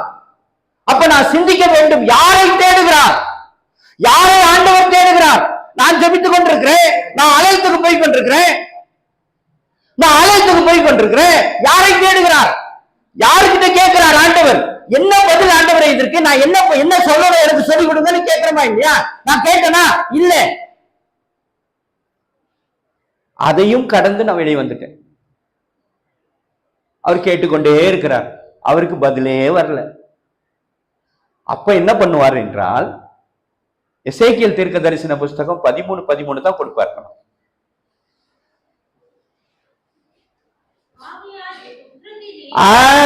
நல்லா கவனிங்க.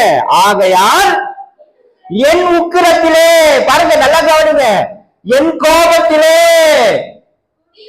கொடிய பூசல் காற்றை எழுப்பி அடிக்கப்பட்டுள்ளேன்.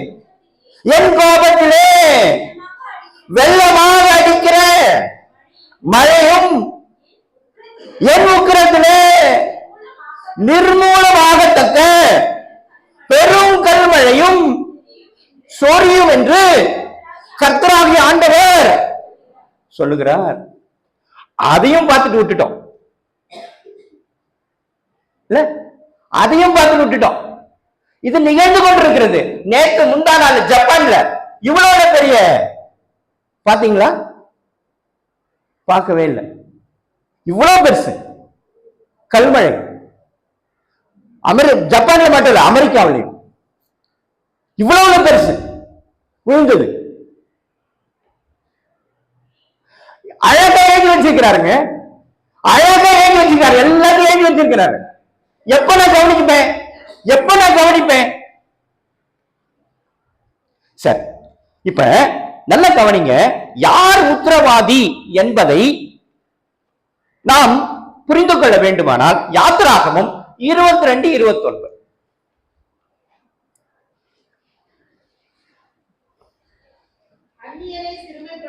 இல்லம்மா, யாத்திராகமம் 22:29.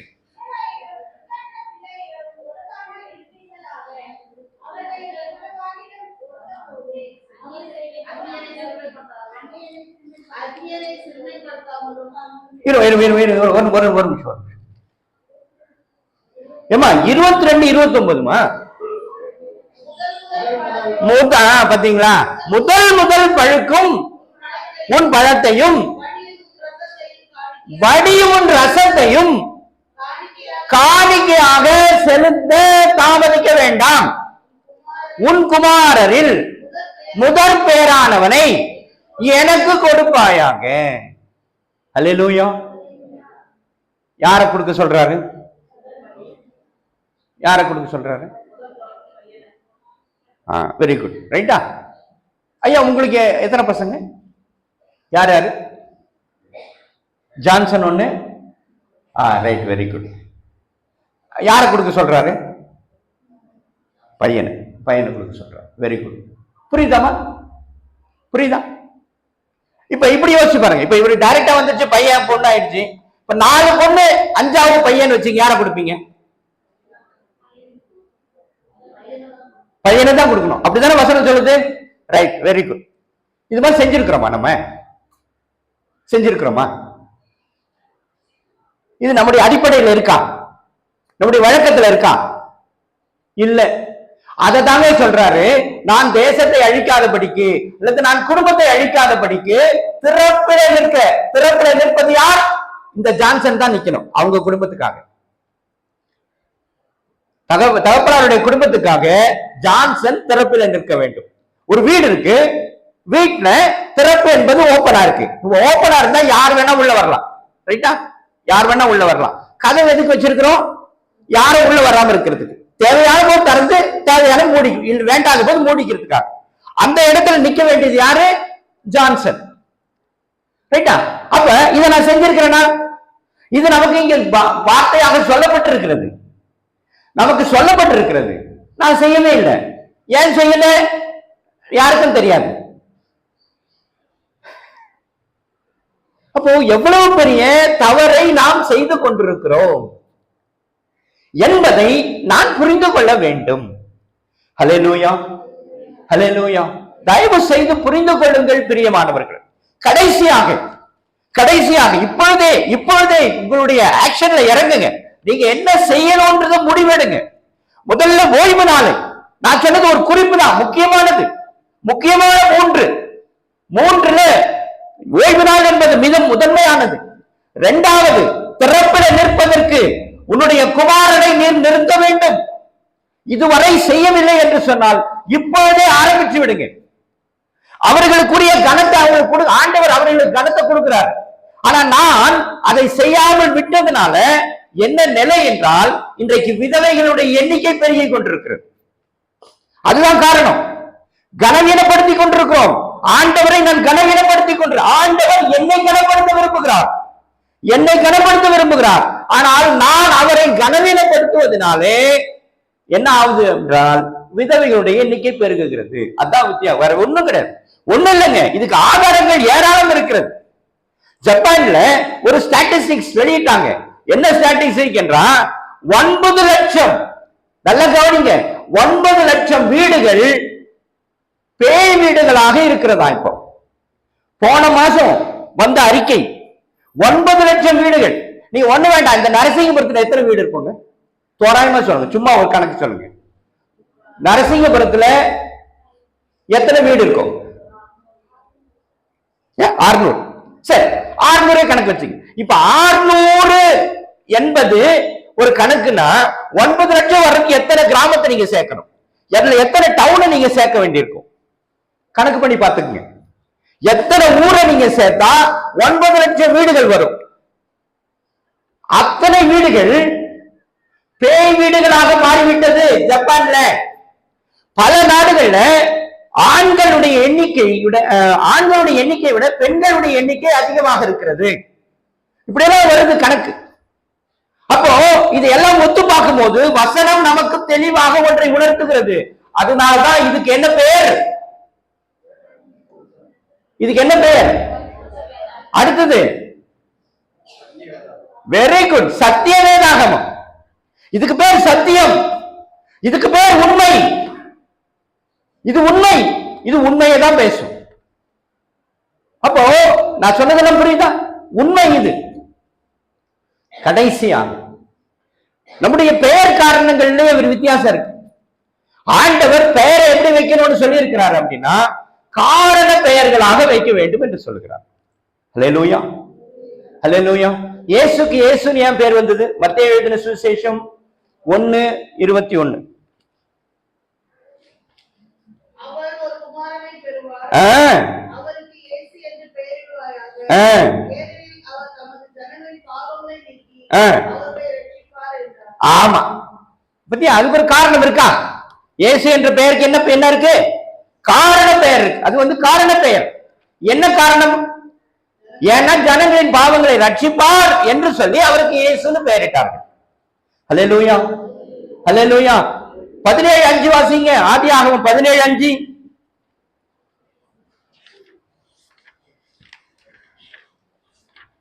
இனி உன் பேர் ஆபிரகாம் எனப்படாமல் நான் உன்னை ஆ. பிரதான ஜாதிகளுக்கு தகப்பனாக ஏற்படுத்தினபடியால் ஆ. உன் பேர் ஆபிரகாம் என்னப்படும். அல்லேலூயா. அப்போ அதுக்கு ஒரு காரணம் இருக்கா? ஆபிரகாம் என்பதற்கு என்ன காரணம்? அவன் தகப்பனாக மாறினான் அப்படின்றது. அவனுக்கு ஆபிரகாம் என்ற பெயர் இருந்தது. ஆண்டவர் அவனை ஆபிரகாமாக மாற்றினார். ஏன் மாற்றினார்? ஒரு காரணம். என்ன காரணம்? நீ திரளான ஜாதிகளுக்கு தகப்பன். ஆகவே உன் பெயர் என்ன ஆயிடுச்சு? ஆபிரகாம், ஆபிரகாம் ஆயிற்று என்று சொல்கிறார். ரைட்டா? ஆதியாகமம் 11:16-11 வாசிங்க. ஏபேல் முதல் பின்பு கர்த்தருடைய தூதனானவன் அவளை நோக்கி, ஆ. நீ கர்ப்பவதியாகிறாய், ஆ. குமாரனை பெறுவாய். ஆ. கர்த்தர் அங்கலாய்ப்பை கேட்டபடியால் ஆ. அவனுக்கு இம்மானுவேல் என்று பெயரிடுவாயாக. இஸ்மவேல் என்று பெயரிடுவாயா? ரைட்டா? எதுக்கு அந்த பெயர் வைக்க சொல்றாரு? உன் அங்கலாய்ப்பை நான் கேட்டேன் என்று சொல்லி அவனுக்கு இஸ்மவேல் பெயர் வைக்க சொல்றார். நாம இஸ்மவேல் பெயர் வைப்போமா?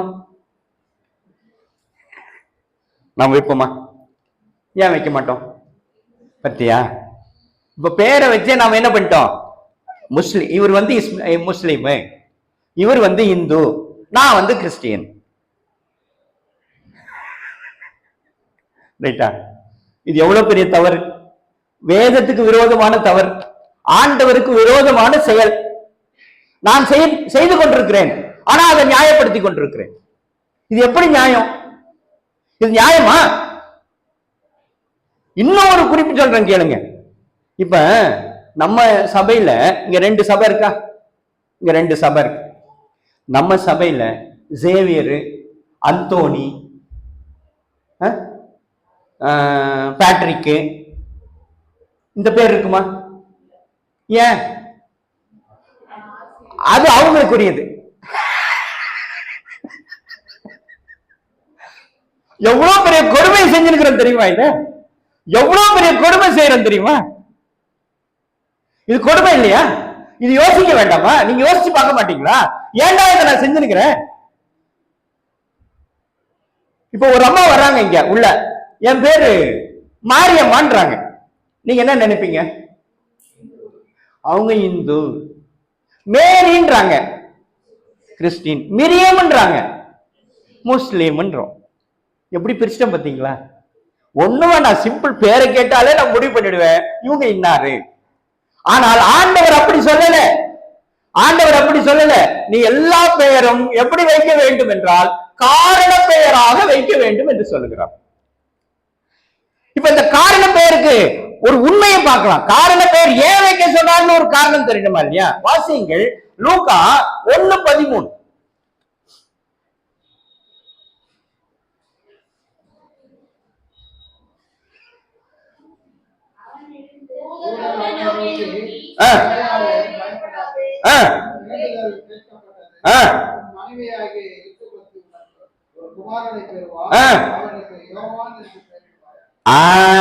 சரி, இந்த யோவானுக்கு என்ன அர்த்தம்?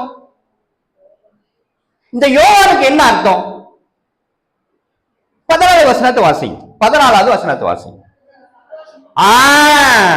சந்தோஷமும் மகிழ்ச்சியும் உண்டாகும் என்பதற்காக ஆண்டவர் என்ன பண்றாரு? அவனுக்கு யோவான்னு பெயர் வைக்க சொல்றார்.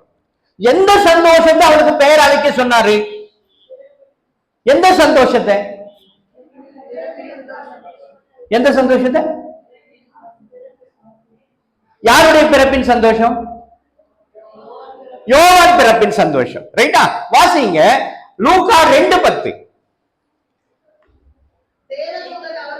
தேவதூதன் அவர்களை நோக்கி, பயப்படாதிருங்கள், இதோ எல்லா ஜனத்துக்கும் மிகுந்த சந்தோஷம். யாருடைய சந்தோஷம் அது? ஐயோ, இயேசு கிறிஸ்து பிறப்பின் சந்தோஷம். நல்லா புரிஞ்சுக்கொள்ளுங்க, நல்லா புரிஞ்சுக்கொள்ளுங்க. ஆண்டவராக இயேசு கிறிஸ்து இந்த பூமியில பிறக்க போகிற அந்த சந்தோஷத்தை தான் யோவானுக்கு பெயராக வைக்கப்பட்டது. அதனாலதான் யோவான் ஸ்நானகனுக்கு என்ன இன்னொரு பேருனா, அவன் இயேசு கிறிஸ்துவுக்கு வழியை ஆயத்தப்படுத்தினவன் என்று சொல்லி ஒரு பதம் இருக்கிறது இல்லையா? எத்தனை மாசம் டிஃபரன்ஸ்? யோவானுக்கும் இயேசுக்கும் எத்தனை மாசம் டிஃபரன்ஸ்? 6 மாசம் தானே டிஃபரன்ஸ். அப்புறம் என்ன பெரிய வழி ஆயத்தப்படுத்திட போறான் இல்லையா? உண்மைதானே? 6 மாசத்துல என்னங்க பெரிய வழி ஆயத்தப்படுத்திட போறான்?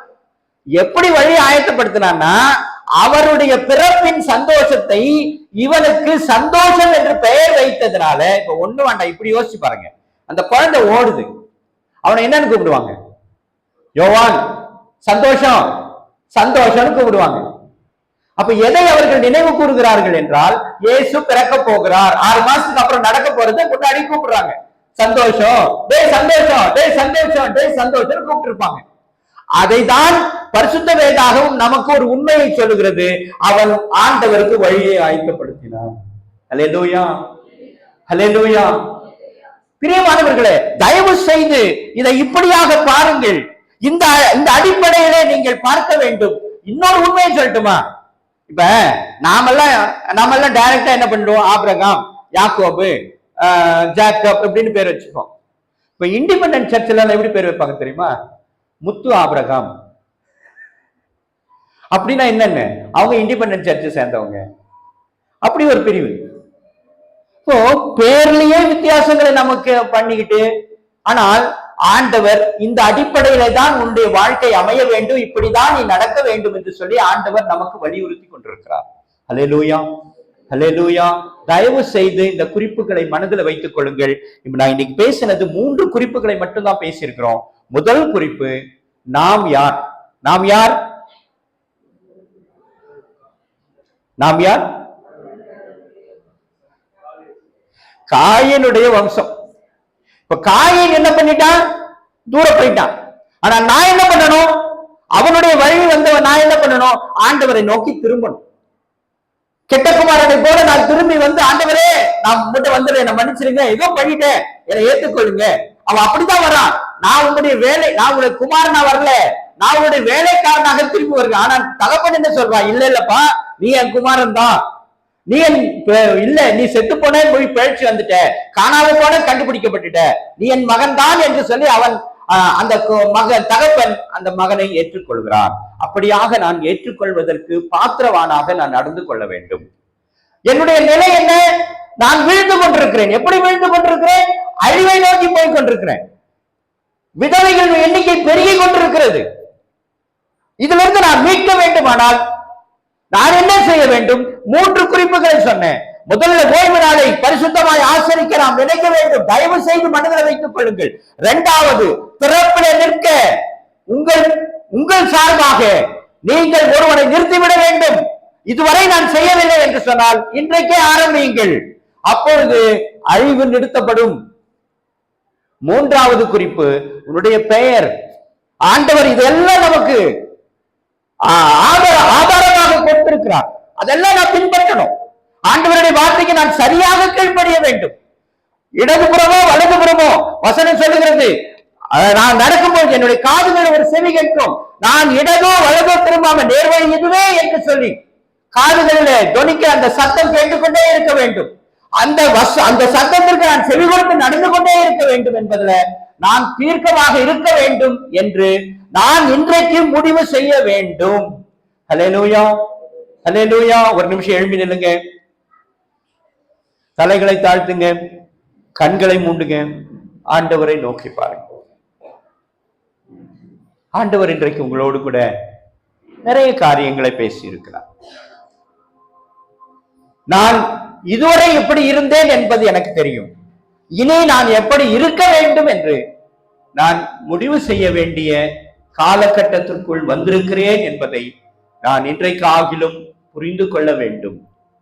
நம்மை அர்ப்பணிப்போம், ஆண்டவருடைய பாதத்தை இறுக பிடிப்போம்.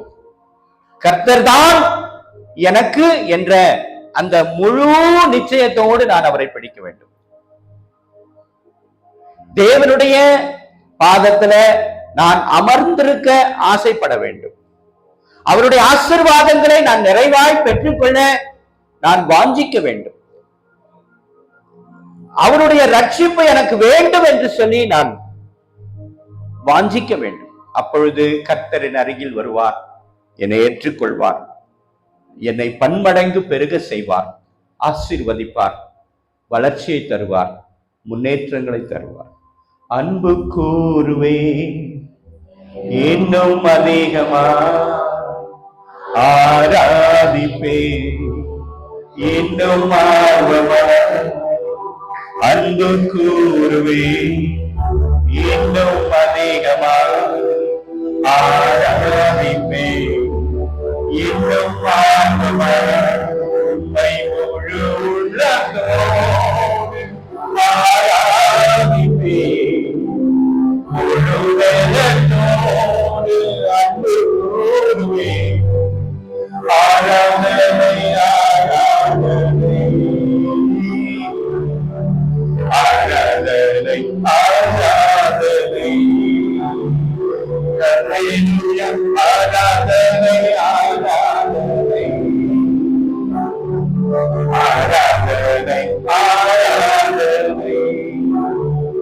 எபினேசரே எபினேசரே இதுவரையும் உதவினீரே. எபினேசரே எபினேசரே இதுவரையும் உதவினீரே. இதுவரையும் உதவினீரே. உம்மை முழு உள்ளத்தோடு ஆராதிப்பே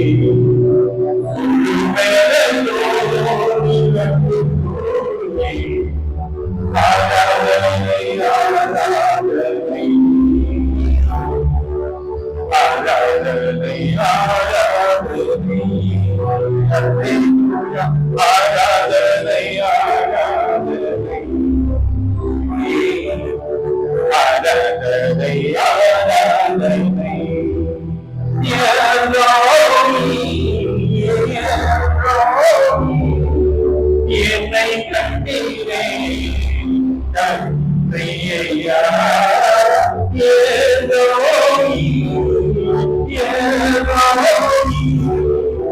என்னை கண்டீரே நன்றியையா.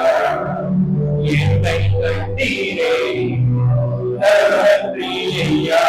உம்மை முழு உள்ளத்தோடு ஆராதிப்பே முழு வெள்ளத்தோடு அன்பு கூறுவே. ஆராதனை ஆராதனை ஆராதனை ஆராதனை அல்லேலூயா. ஆராதனை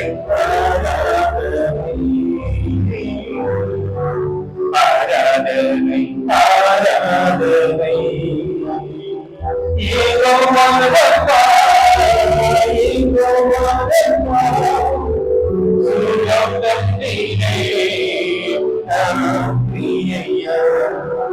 யெகோவா ரப்பா யெகோவா ரப்பா சுகம் தந்தீரே நம்பியையா. சுகம் தந்தீரே நம்பியையா. முழு உள்ளத்தோடு ஆராதிப்பே முழு வெள்ளத்தோடு அன்பு கூறுவே. ஆராதனை ஆராதனை ஆராதனை ஆராதனை அல்லேலூயா. ஆராதனை ஆராதனை ஆராதனை